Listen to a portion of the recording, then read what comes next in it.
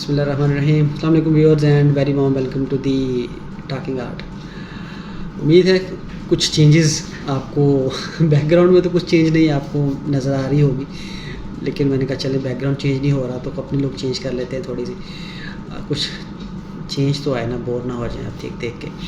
तो व्यूअर्स, आज की इस वीडियो में हम एक फ्रेगरेंस के बारे में बात, ये वर्सटाइल किस कॉन्टेक्स्ट में है आप इसको कह सकते हैं कि ये सीजनल वाइज काफ़ी सारी वर्सटाइल है। जिस तरह आप इसको समर्स में, विंटर्स में, किसी भी उसमें आप सीज़न में इसको वेयर कर सकते हैं। ओकेजनली आप इसको वेयर कर सकते हैं, वर्सटैलिटी इसमें आ जाती है काफ़ी ज़्यादा।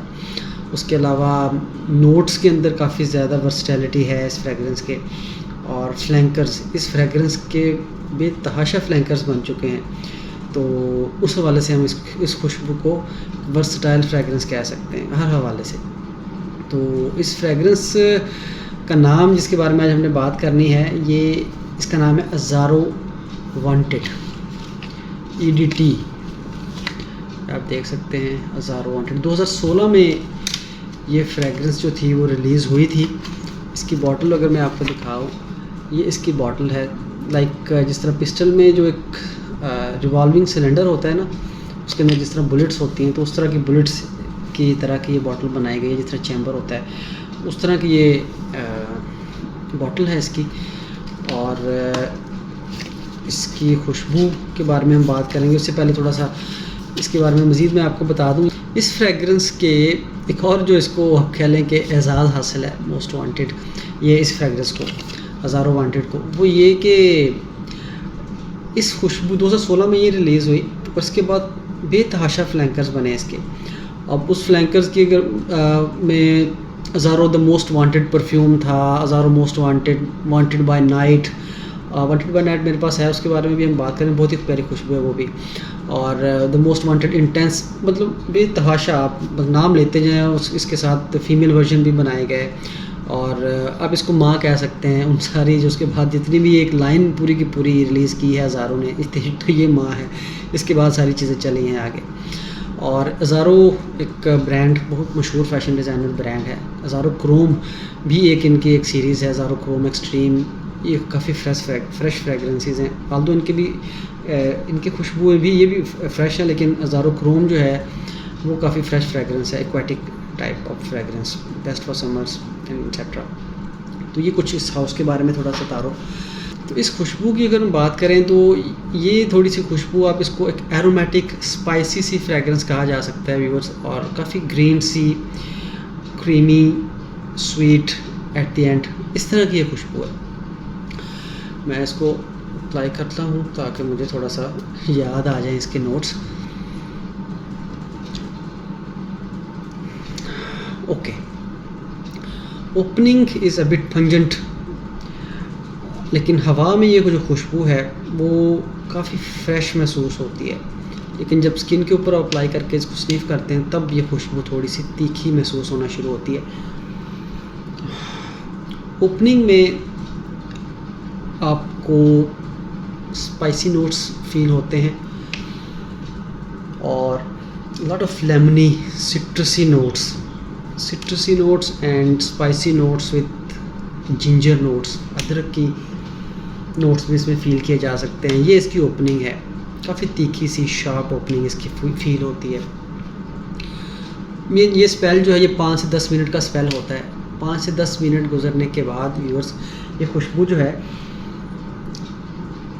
आहिस्ता आहिस्ता सेटल होना शुरू होती है। और इस खुशबू में एप्पल के नोट्स शामिल होते हैं और इस खुशबू को फिर आहिस्ता आहिस्ता स्वीट बनाना शुरू कर देते हैं। एप्पल के नोट्स जब इसमें आते हैं 10 से 15 मिनट गुजरने के बाद, तब ये खुशबू और स्पाइसीनेस भी थोड़ी सी इसकी काम डाउन होती है।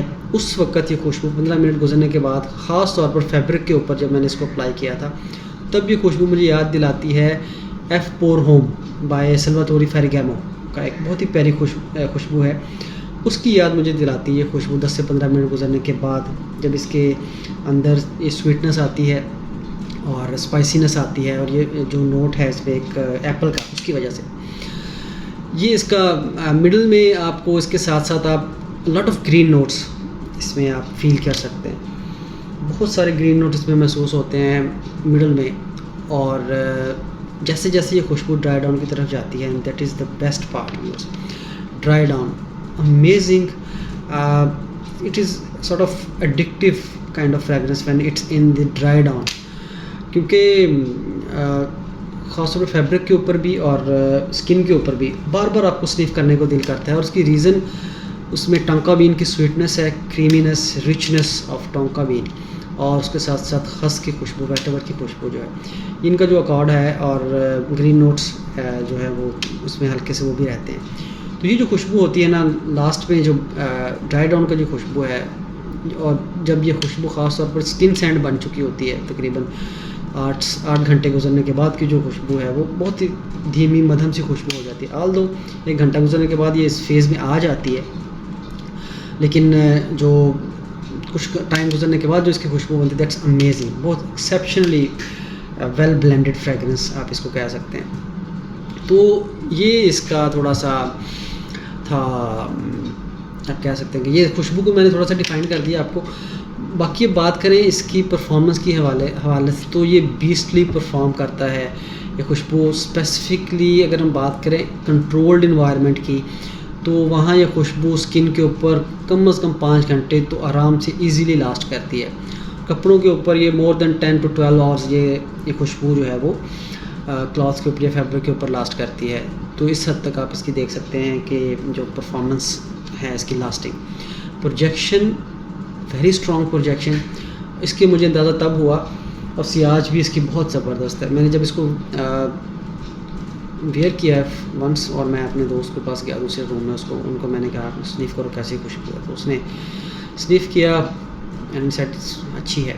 लेकिन नेक्स्ट डे जब हम बैठे हुए थे तो उसने मुझे बताया कि यार वो खुशबू कौन सी थी, कल जब तुम गए हो तो तुम्हारे बाद काफ़ी देर तक वो खुशबू कमरे में रही है।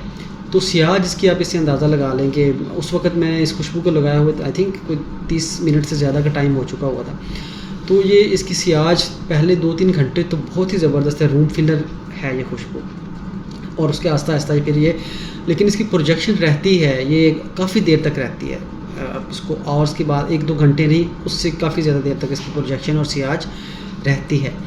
एक और बात जो इसके बारे में जो ज़रूरी है, दैट इज़ यूनिकनेस। ये ऐसी खुशबू है कि आप इसको जब वेयर करते हैं तो ये याद रह जाने वाली खुशबुओं में से एक है। जब आप किसी ने इसको स्निफ़ किया होगा ना, तो नेक्स्ट जब वो इसको स्निफ़ करेगा, किसी के ऊपर अप्लाई की होगी, किसी ने वेयर की हुई होगी, तो उसको पता लग जाएगा अच्छा ये वही वाली खुशबू है, ये इस तरह की यूनिक सी खुशबू है। तो मुझे ये यूनिकनेस लगी। आई डोंट नो, लोग इसके बारे में बात करते हैं कि ये जेनेरिक सी खुशबू है, लेकिन इस हवाले से कि ये खुशबू याद रह जाती है, हम कह सकते हैं कि ये इसमें यूनिकनेस है, जिसकी वजह से लोग पहचान जाते हैं कि ये वो खुशबू है। Although it is a warm fragrance, but you could also wear it in summers by controlling the sprayers, और स्प्रेस को कंट्रोल करके आप इसको वेयर कर सकते हैं। बाकी समर्स में बहुत ज़्यादा ओवर स्प्रे करें तो ये it could be overwhelming, but it shines specially in winters के लिए बहुत बेहतरीन है। लेकिन आप कंट्रोल करके, जैसे मैंने बताया, आप इसको समर में भी वेयर किया जा सकता है इस खुशबू को। मोस्टली यूज्ड फॉर मेन, मर्द हज़रात के लिए ये इसको वेयर कर सकते हैं। Although I don't believe in male और फीमेल फ्रेगरेंसेस के हवाले से, जिसको जो पसंद है वो वेयर कर लें, क्या फ़र्क पड़ता है। इस खुशबू की प्राइस आपको ये मार्केट में तकरीबन 15,000 के राउंड अबाउट आपको ये खुशबू मिल जाएगी। अगेन मैं आपको इसकी बॉटल दिखा दूँ, मोस्ट वांटेड EDT जो वर्जन है, ये खुशबू आपको मार्केट से तकरीबन 15,000 के लगभग इस प्राइस ब्रैकेट में आपको ये फ्रेगरेंस मिल जाएगी व्यूअर्स। तो ये आज का रिव्यू था, होपफुली आपको अच्छा लगा होगा। और अभी चैनल पर नए हैं और सब्सक्राइब नहीं किया चैनल तो वो कर लें, और अगर आप पुराने हैं तो वीडियो अगर अच्छी लगी हो तो लाइक कर दीजिएगा, शेयर कर दीजिएगा, और सब्सक्राइब नहीं किया तो वो कर लीजिएगा। इंशाल्लाह आपसे मुलाकात होगी नेक्स्ट किसी और अच्छी फ्रेगरेंस के रिव्यू के साथ। तब तक के लिए अपना बहुत ज़्यादा ख्याल रखिए। तब तक के लिए अपना बहुत ज़्यादा ख्याल रखिए, खुश रहिए, महकते रहिए।